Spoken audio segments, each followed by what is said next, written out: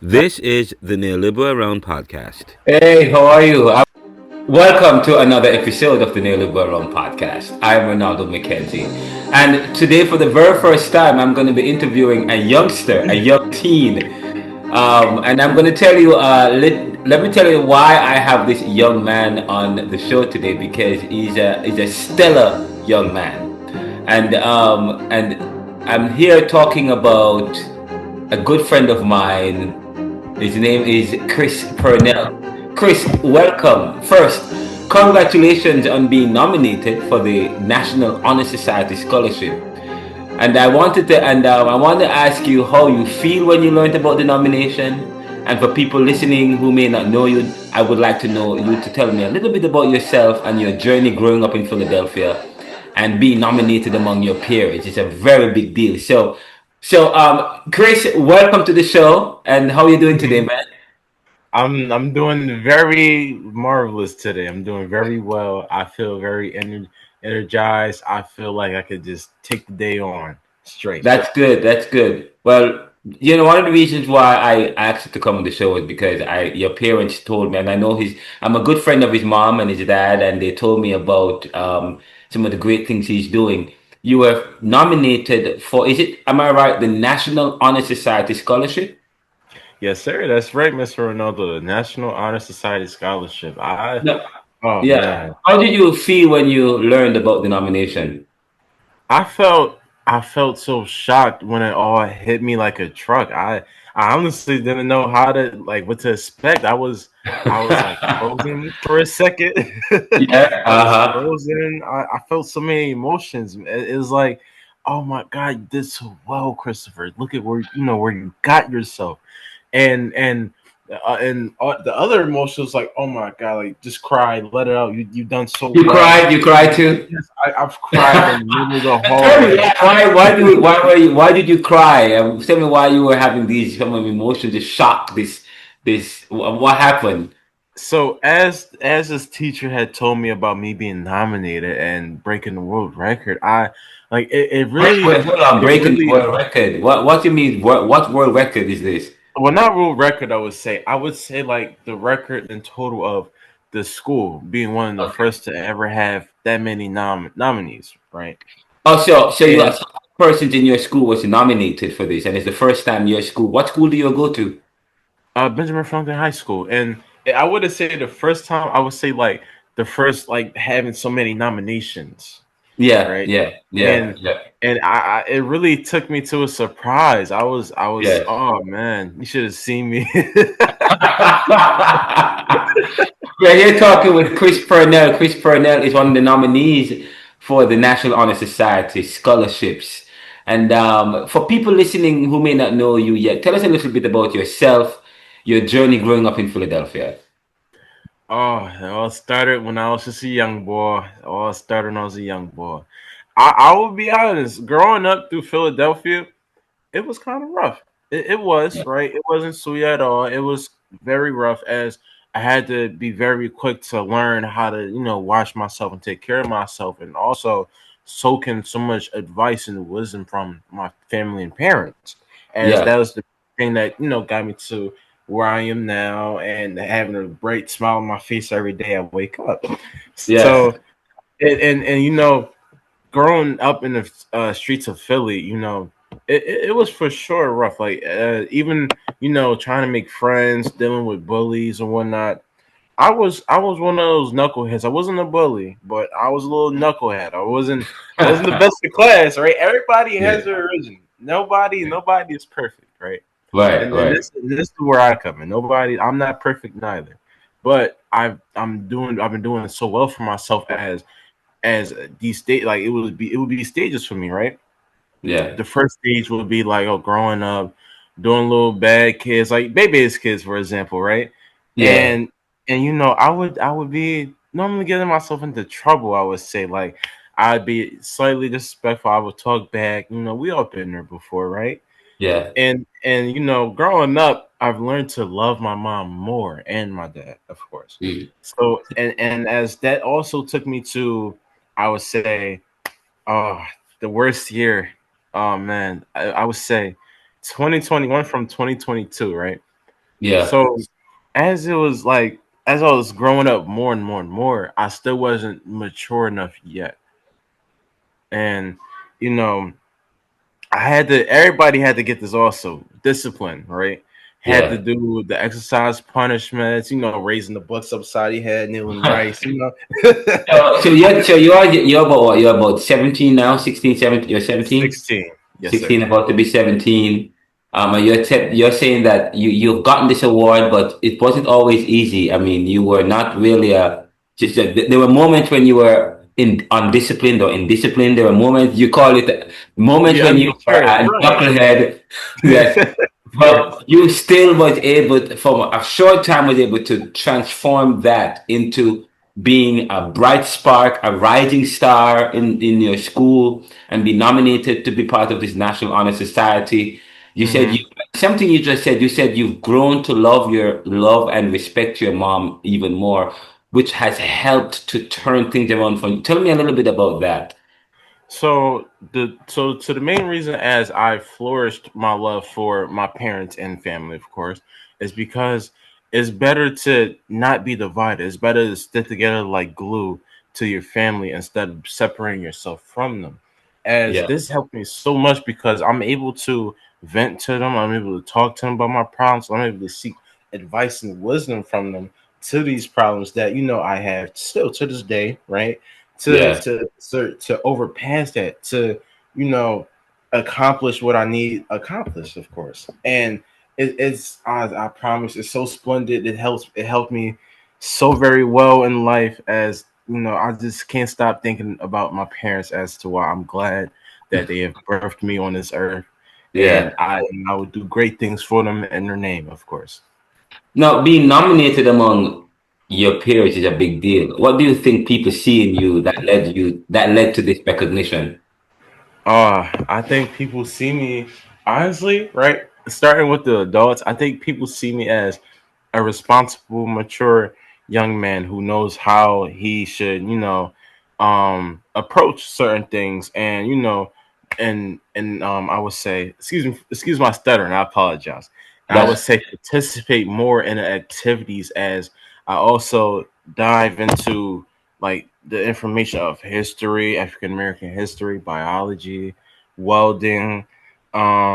Let's say, did I say geometry?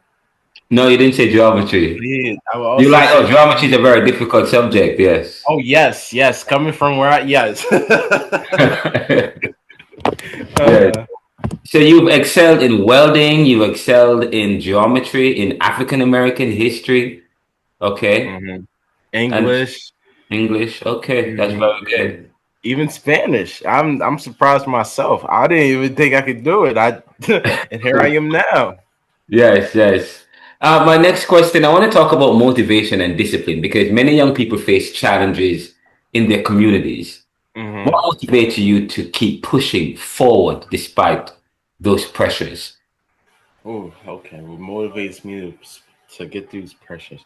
Yeah, The because I main mean, you could talk about some of the pressure that you experience, and how you're able to push past that despite. Mhm. Yeah, Okay. Well, the first one I would say, starting with, would be that their heavenly Father, Jesus Christ, right? yeah. As I would pray to Him and talk with Him every night I would sleep, or every morning I wake up, I would talk with Him, and I would always pray that He keeps me clean in the name in His blood, right?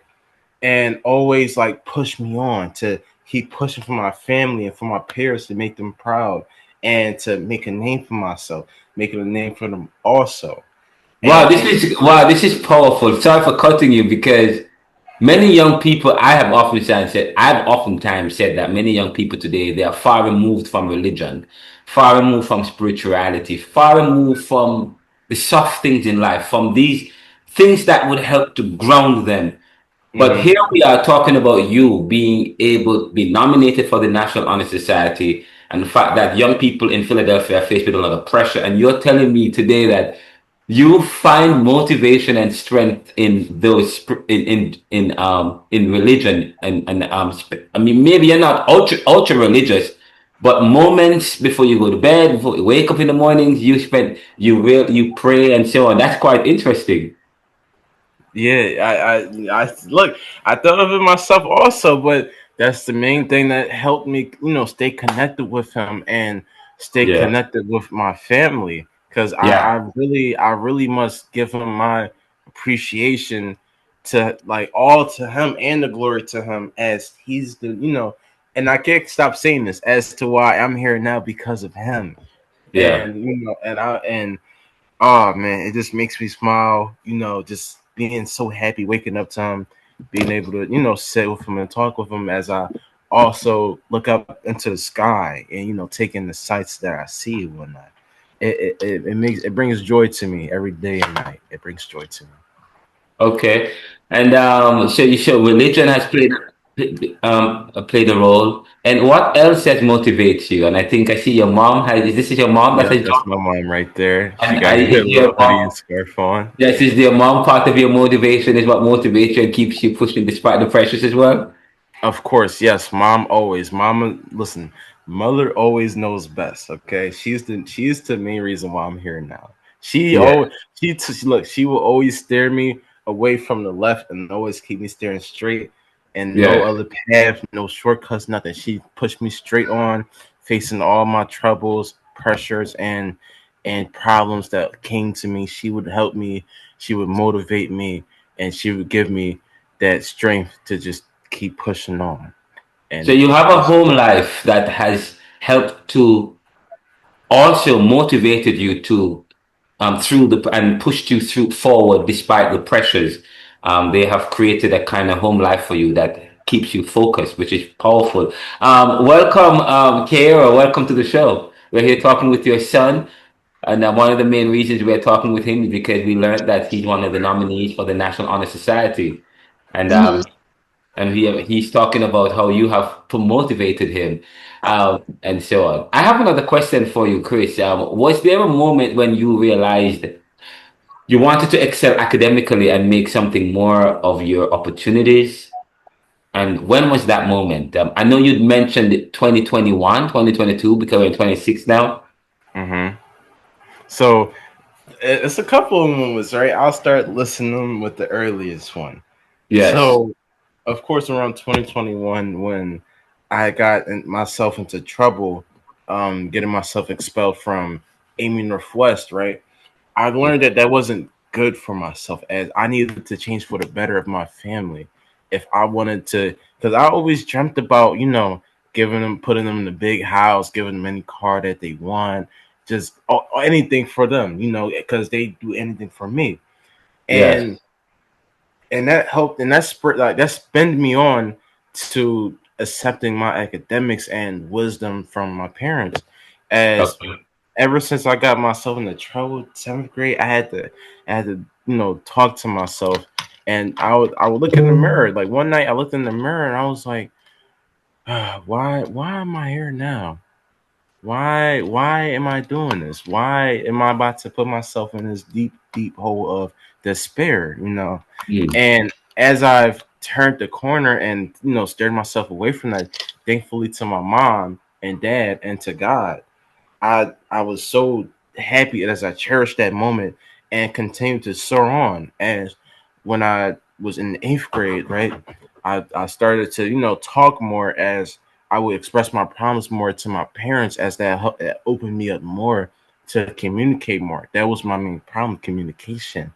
And as I was lacking that over the years, I started developing that exact skill to just keep talking more because as I talk more, I'm able to let free of any problems that I hold deep inside my feelings and my heart. As I keep it bottled up, I'm able to release all of that and Yeah. just talk to my family and even peers. Even my peers, talk to me. They're like, "Don't worry, man. You got this. You got to keep pushing on. Don't let Yeah. this stop you from doing what you're doing. You can do it. We believe in you." And that just keeps on spurring me on, and it just keeps me happy every day. That's why I always smile, man. But ninth grade year, right, academically. Ninth grade year, my first marking period. I did very good for myself. honor roll, right, for the first time. I'll be honest, that was my first time doing Okay. honor roll. I was very excited for myself because I was able to show to my parents and let them know that I wasn't just a simple knucklehead. I was able to change for the better. I was Yeah. able I was able to, excuse me, I was able to just focus more and not let anything distract me from Yeah. doing what I wanted to do in life. Very good. And but although the other marking periods, right, my grades weren't as bad. I didn't have honor roll. I would have a C or two, but mainly A's or B's. And that motivated me, right, Yeah. to Yeah. do better, study more, even study overnight, sometimes even with parents, and Yeah. and even take as much notes as I can to jot down into my brain. And I promise you that's what benefited me so well into my sophomore year, as I've gotten honor roll for the first market period, second market period, and now it's about to be the third market period. And Ah, I plan on graduating this whole year, right from yes. sophomore year to all the way up to my senior year. Yeah. And that's how I'm on honor roll now. I'm even a student government just from this. Oh, you're in Yeah. student government. You're planning on going. You're planning on that too. Are you already Mhm. part of student government? Yes. I'm a student liaison for the Ben Franklin High School. As I'm the bridge between students and adults, as I can get them connected to talk with each other and have them communicate better, especially about the schoolwork, the grades, even with the Yeah. parents. As I can get that wall out the way, so I can get them to Yeah. speak together. Quite powerful. Now, who has been the biggest influence in your life so far? We're talking about family, teachers, mentors, and what have they taught you? Ah, okay. Ninth grade year, my biggest influencer would be my naval instructor, Senior Chief Sneck Snyder, right? Say it He is what again. Senior Chief Sneck Snyder, right? And he is Senior what Chief. How do Senior you Chief pronounce Sneck Snyder. that? I know it's a little troublesome for me too, right? He also finds it funny. Okay. Senior Chief Sneck Snyder, right? Okay. Oh, And that's his name. that's his last name Oh, because and yes. JRTC, right? Yeah. We address people by their rank and last name instead of Yeah. the first. So I'm still studying into that also. I may not know it all, but I know some. Um, but yeah, here's the main reason to why I'm motivated and pushing past, along with a honorable mention, Sim Yeah. Spriggs, right? Yeah. He was Yeah. also alongside with me last year in the Navy Junior Reserve Officer Training Corps, right, within Ben Franklin High School. As he is what motivated me to keep pushing on to become a welder, as I'm studying for one now. I got a certification from OSHA. I'm able to Good. get right, and I could get an easy job in the Navy shipyard if I just keep pushing myself and just don't stop, just keep pushing, keep adding more charcoal to that engine, and just don't stop for anything. Like you can just do it, no questions asked. Yeah. And oh man, and they motivated me so well to the point where I haven't even turned back. I wanted to do culinary at first, right? For my Oh, CCE. Yeah, okay. culinary, right? Cooking and Wait, all, hold up. You wanted to do culinary? What? Why? What's up with culinary? Why you cooking as well? Oh, How that so did that come about? So I'll tell you this, right? So culinary, this was around first market period during my sophomore year, right? Yeah. I thought about culinary as to, I like food a lot. I was a foodie guy. Most people are, right? So I And your thought, mom why not? cooks. She's a very good cook. Your Oh yes, dad, yes. Mm-hmm. Ben, who is your stepdad, is a very good cook. Mm-hmm. Well, Yep. so I don't know Very if good. you grew up around cooking. So is that one of the biggest reasons? Uh that kind of is because I was a picky child back then. I only ate tuna fish sandwiches. My mom told me that. Only like she would pack cans of tuna in my little bag, maybe Yes. some chips on the side. And I ate a lot of strange things as a picky child. I ate spaghetti, no sauce.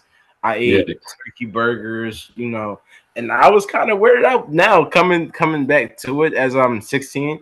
I was a little worried out about that. But the reason why, back on topic, the reason why I was I did culinary was because I wanted to, make food. I wanted to, test my cooking before I would allow it, like, allow it in the house and give out, my family it, because I didn't know if I was much of a good cook, right? I wanted to Yeah. check with myself, especially with a culinary arts teacher, Chef Penzak, right? As he also has the same exact first name as I do, little change to it, but we've gotten along so well, right? As I would talk with him, he would instruct me do how to hold a knife, how to use it, how to use a cutting board, how to use a knife sharpener, and especially a fryer or not. He is what Yeah. um mainly helped me through cooking a lot, along with my parents also. I gotta mention them. Cause now I'm able to cook so well, especially for my little siblings before I go out somewhere or if they're hungry at all.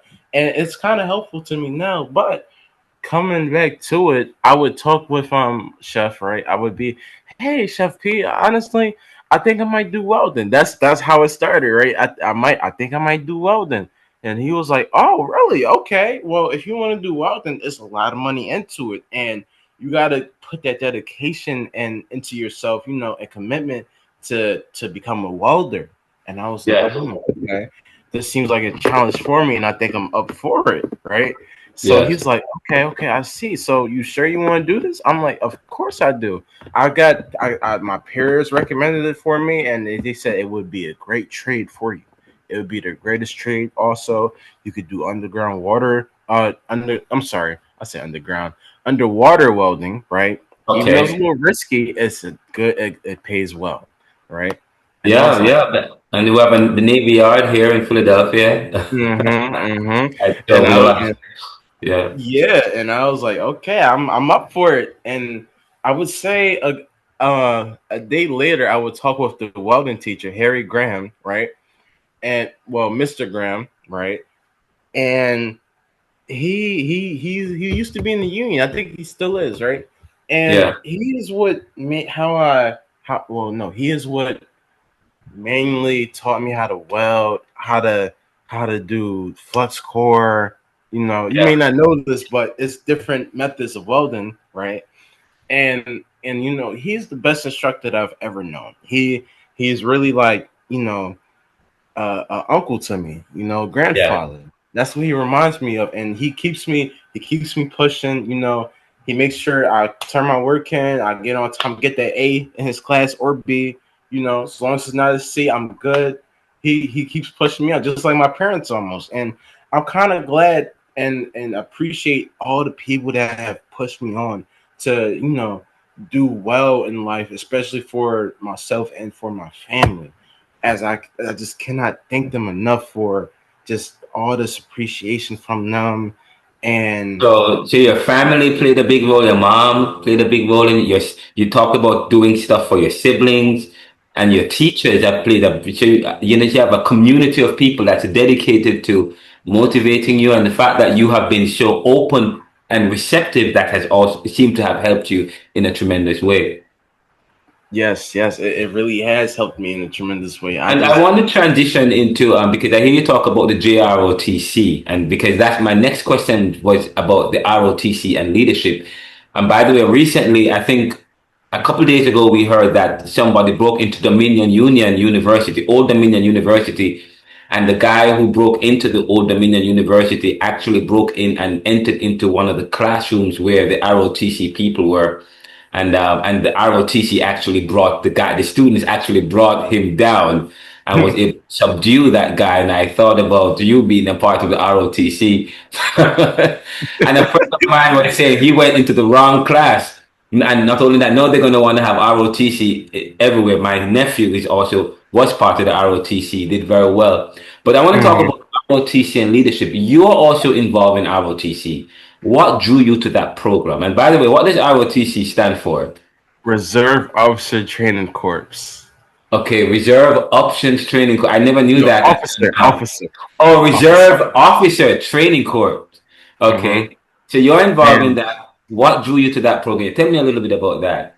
Well, my mother, who's in the meeting now, she is what mainly drew me to that because even though I was a hard headed, right? Mention this again before ninth grade, right? I was at the orientation, and as we're out there, right, and we're looking at the other desks and whatnot for, CTEs and whatnot. My mom has said, "Up, no, you're going to sign up for this, and you're going to do this because this is going to set you right. You're going to get this discipline. you're Yeah. gonna, uh, you're And going this to get was this." in the ninth, and this was in the ninth grade, right? Oh yes, this is in Okay. ninth Okay. grade. She has said you're gonna get this discipline. You're gonna learn better. You're gonna learn to respect people. You're gonna learn to talk right. I'm not gonna keep letting you be a knucklehead. You How got to work does this out. Kara? How does your mom Kara knows about the ROT? She knew about the ROTC. I didn't. I'm well. I tell her little things about Okay. ROTC, right? About my program. Yeah. But she doesn't know. She knows that they're very like disciplinative, right? They're very hard on people. They make sure they're hard on people for a specific reason to be Yeah. mature and like make a good image for themselves, especially in But I'm public. happy that you're saying that because my next question. So your mom helped to draw you to the program. And you're answering my next question is what has ROTC taught you about leadership, discipline, and responsibility? So what And this you're has already taught answering it, so I'm very professional with the questioning, but you were already answering it. But that would have been my next question. But continue on. You're saying that you're talking about how it had taught you to develop leadership, focus, so on and so forth. Well, first off, right, starting with leadership, um, I would see my higher ups back in ninth grade. I would see my officer correction, no, um, cadet officers, right, cadet non-commissioned officers, and I would be, oh wow, I can't wait to be like them one day because they're so responsible. They pay attention to detail well. They plan things with specific, like so much care, and things run so smoothly from their thinking. As I also want to be a part of that, that crowd to think and flourish with my plans and more, and just share like my things, right? And oh, oh man, my Sim Spriggs, he was there too. He was a he was one of the officers, right, or non-commissioned, I would say, and Yeah. he was a master chief. He was a master chief, cadet master chief, and he would always be like, "Come on, man, you gotta do this. You're the prodigy, my prodigy, and you're the first, yeah, you're Yeah, my yeah. prodigy. You're one of the first that I've ever done this for, and I really want to see you do well in life, especially for your family."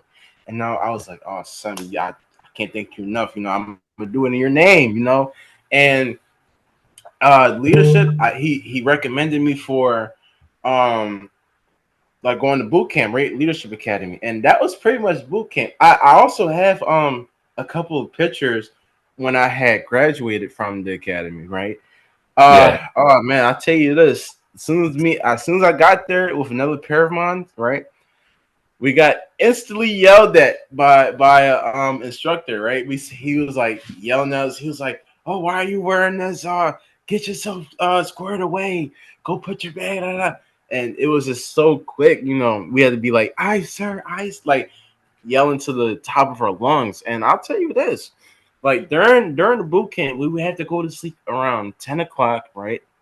And we would have to either do fire watches for a good hour from like maybe 12 to 1 or 10 to 11, and that would all end around like 4:30, right? As Okay. that would be when we would all wake up and get ready for exercise. But the reason as to why we would do fire watches is because they would see who is willing to lose an hour of sleep or even a half hour of sleep. Because if they want to do it for their team, right? And I was willing to do it most of the time. I'm a night owl. I'm completely Yeah. fine with losing an hour or two sleep and making sure my guys are cool. I want to make sure they push on as long as they help me push on, right? So when did And you start boot camp? So when did you start? When did you was it in the ninth grade, the 10th grade? What grade was that? I would say 10th grade summer. Like right after I finished ninth grade, it would be the Yeah. summer before 10th grade. And I was so surprised because it was mainly other higher, like higher ups. It would be like 11th graders, 12th graders, even some 10th graders, but it was only two ninth graders there, just me and a dear friend of mine, Jason Harlem, right? Yeah. And we were the only two who was really like showing. We was the first of the two, right, of our Yeah. school to actually go to the Leadership Academy, and as to why we have our silver armbands now, like showcasing what we've done and what we've accomplished. Showing like people they can also do it, especially at a young age, and Yeah. I was very surprised. All that hard work having to run laps around the buildings and whatnot, having to push ups, exercise, drink water. Yeah, this was all during the heat wave, right down in Maryland. Yes, So I'm this saying was a so this whole. had so and we only have like I think we only have 8 minutes left. So do you see yourself pursuing military service, public service, or leadership in another field in the future? I would say perhaps I might see myself. I would say I wouldn't go deep into the military service, right? But I may be a welder for the military service, or Okay, okay. or engineer, or perhaps medical. I'm not quite sure, but otherwise, not really. But yeah. Yeah. Okay, I mean, we only have about 8 minutes. Now, if we get bumped off, I probably will start. We'll do a part two. Okay, but Mhm. I want to talk about technology, AI, and focus. Today's teenagers are growing up in a world of constant technology, social media, and now AI. How do you stay focused on your goals with so many distractions around you? And Ah, do you use AI and technology as tools to help you study and so on? no, I use no AI at all. I Okay. make sure I put it right in there straight, because AI won't be able to solve everything, right? We all Yes. know Yes. AI won't be able to help you with everything. It comes from the human brain and its intelligence, right? And Yeah. that's where I come. I use my intelligence that I've soaked in from studying, taking notes, so forth, to put into my schoolwork and help me excel in life. Because I don't want to just sit there, be lazy, and be like, oh, AI, put this in for me, and it's just Yeah. so. Yeah, I don't want that. I And want. how are you able to stay focused on your goals though with the distraction of, say, for example, social media, Instagram? So many people are hooked. How do uh you stay focused? So I stay focused by always steering myself away from that by like just taking breaks from my device, or giving it to my siblings to use to keep them busy at times. Because I don't. I'll be honest, even though I hold my phone on me all the time because I normally have phone calls, I don't Yeah. really be on my phone that much. I'm either like in my room or I'm outside walking, taking in the scenery of nature or so forth. I may be inside taking a nap or two, but otherwise I'm always outside, getting like steering myself away from technology and whatnot, taking breaks, because sometimes it's not really good for you, to always be so close to your device and so forth, like having it all in your face, and this is brightness on your eyes. No, I normally like to take breaks, and it helps me, keep me cool also. Like I don't, because AI, there's a lot of fake things on, social media and whatnot, and it keeps me staring away from that as I pay attention to detail in the outside world. Great. Thank you. I had to step away just now. I just stepped away because something was happening Of outside. course, no problem My at all. next question, yeah, my next question for you is, you know, I think I already asked what your favorite subjects were. What are your favorite subjects, by the way, and why do they interest you? So my favorite subjects are English, and I would say math, like geometry and algebra, right?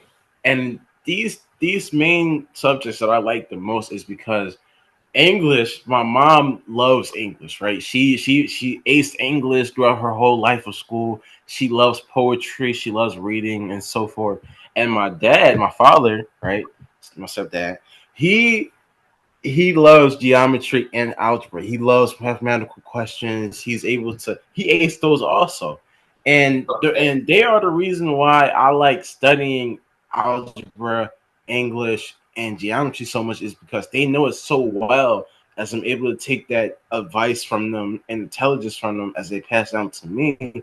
So I know how to solve problems with quick thinking, you so forth, without AI at all. Yep, yep. And yeah, next question is, I have two more questions for you.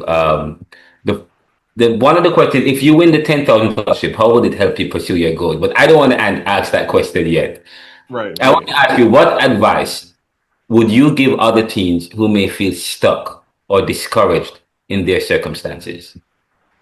So I would say, right, don't always be a follower. You got to become a leader. You got to keep pushing yourself so forth to prove to people that you're able to become a leader of your own. Everybody can become a leader of their own. Nobody has to be a follower. They can. Anybody can pursue their dreams. Anybody. And that is what always kept me on. Just kept me motivated. Wanted to just become a welder and just do things and take interest into the world and work with it. You can Yes. always work with anything, any job, any method. Always don't ever stop. Don't ever stop. Just keep pushing and talk to anybody if that also helps you. Talk to anyone. Wow, but goosebumps. You sound so proud. Now, if you were to win the $10,000 scholarship, I don't know if they have announced it yet, but how would it help you pursue your goals? Oh wow, it would help me pursue my goals by, well, I would be able to. Oh man, I'm not even quite sure. I would Okay. have to say, right. I think it might help me by like getting. Oh man, I can't even think of that because I'm so focused on just graduating first. But Okay. wow, Okay. Yes. wow, Yes. that's the first time I'm speech. The first person I'm speechless. Well, you can think about that more, but then, well, let me ask you the next question. Um, when people hear the name Chris Purnell 10 years from now, what do you hope they will say about you? I hope they say, "Oh, that's a very intelligent being." He's very helpful, dedicated to his task, and very motivational and inspirational. Also, as I really plan to inspire people of Philadelphia and the whole world, of course, to just don't ever stop. Just always keep pushing, even if you need help from your teachers or educators or instructors, even parents. Ask them. Don't be scared. They're here to help you. Okay, that's what they're here for. They're here to help you so you understand the fundamental learning of that topic and subject. And finally, what qualities do you think define a great leader today? With all that's going on in the world today, what qualities? This is the Neoliberal Around podcast.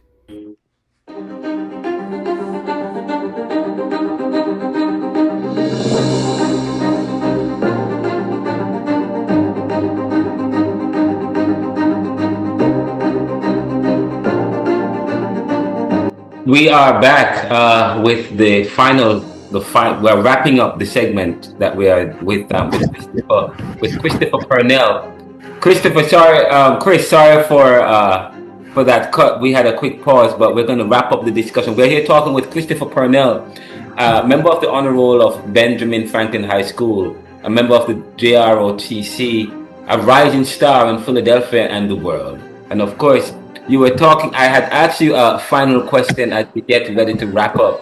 I asked you, what what was the question, or what qualities do you think define a great leader today? I would say respect, right? Okay. Honor, Ooh. courage, commitment, and dedication. Oh my God. Wow, that's powerful. Powerful. You want to elaborate about that? Is there any leader you see today that embodies that? So any lead I see today embodies it. I would say um my dedication, as like talk to myself. I would talk to the Bible, and I would read verses about commitment, like laziness. Like don't be lazy. And Yeah. that is gonna go No, on. the question is there anyone today you see embody that? Anybody that you think today, you say, I asked you what the qualities are, I said dedication, commitment, so on and so forth. Is there anybody today, in your opinion, embodies or has those qualities that you think makes for a great leader? Anybody in your who you Uh, think? a great leader. I would say, that's kind of a hard one, and you know where we are today. Yeah, Um, yeah. I would say, I would say my